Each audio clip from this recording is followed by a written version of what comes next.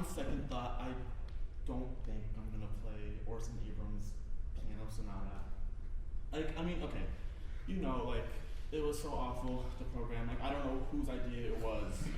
To put this god-awful piece last on the program, like, you guys have to sit with this and then go home and lay in your beds and, like, let it linger in your hearts and then wake up tomorrow morning for theory. This is dumb.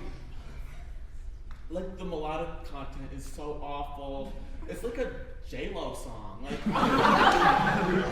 there's no, like, no fun, like, no prepared piano. Like, it's just so dumb, awful piano. Who wants that? At least Dean Kyle tried. It's awful.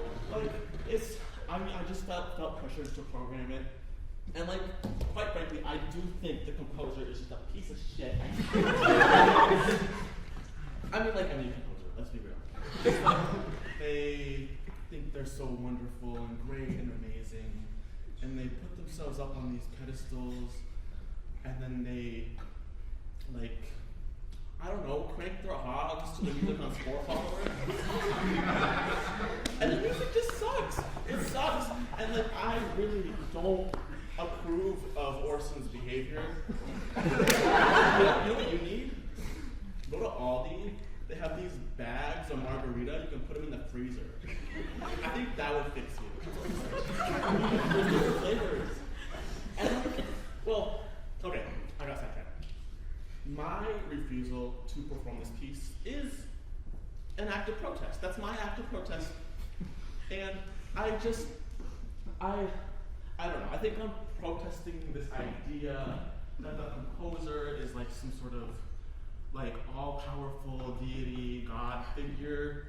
Like, okay, obviously, yeah, whatever. We should play composer's music. We're music students in an academic environment. Whatever. But why are they placed on a pedestal? Why do they like dictate everything we do? Why can't I have fun with my interpretation or do something a little risky? Why am I stuck in this hierarchy where I am not? Why I'm seen as less equal than the composer? When quite frankly, I think I'm more important. Like than, for let's say, Beethoven. Which one of us is alive? I can hear. I don't know. And like, we need to stop programming all these stupid like white guys. They're all like rolling around in their graves, like blowing each other in like classical heaven, having like awful like. I can't say that we're live. Like Mozart and Beethoven and Haydn and Mahler and like all those guys. Whatever. I don't know. They're just all like finger blasting each other. They won't stop until we stop playing their music. Like we have so much like shitty music that's being programmed nowadays. And like I think we heighten our standards a little bit. Speaking of shitty music, there's not enough fecal matter in our concert programming today. Okay, I'll be fair. I'm not going to be the one defecating on stage. Well, put me on a Carnival cruise, we'll see. I don't know. Okay, I keep getting sidetracked. Back to my point. There is like such a power in what we do. When we program different musicians, you have to program in a way that's wise and methodical, and we have to, uplift voices that need to be uplifted. Well, I guess this composer is mixed, but I don't really know what. Okay, that makes it worse. I just think we need to be thoughtful about our concert programming, and we need to we need to be careful with what we say, and there needs to be meaning in what we do. Which, actually, my next point, why do we do what we do?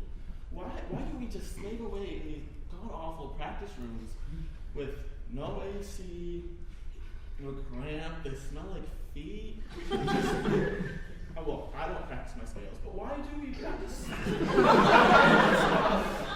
For what? A good job from your peers or your professor, maybe, I don't know, a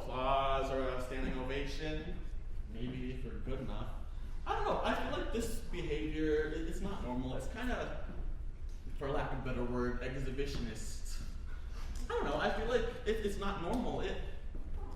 Our need for validation from other people and not like validation from ourselves and our hearts it's not right. I think this behavior is akin to like sex and pornography, where like you are enacting an event that's designed to be flawless, but it's very desensitizing, and it separates ourselves from the act and the audience away from emotion that should be there in that experience. And that act is what we are setting ourselves up for life? My profession? Why are we performing things we don't like? Like we're eliminating a tiny little bit of ourselves until we just feel nothing. No emotion, no passion, just monotony and ambivalence about the thing we're doing. And that's not what we're meant for. Us as humans, we're meant to have fun and socialize and abuse substances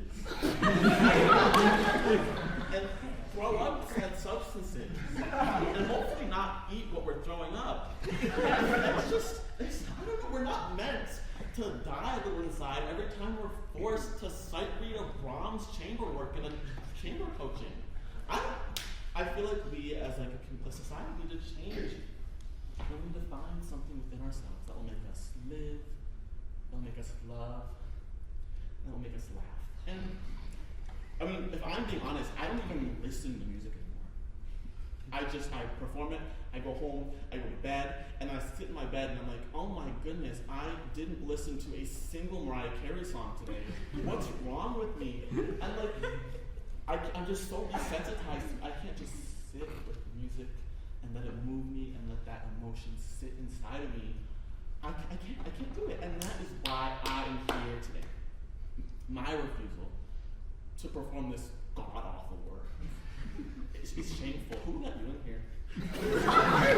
Me taking control of my own agency and what it means to be as a performer. By understanding my refusal and expressing it, I'm reclaiming my right and agency in a world that is always trying to take it away. Thank you so much for listening.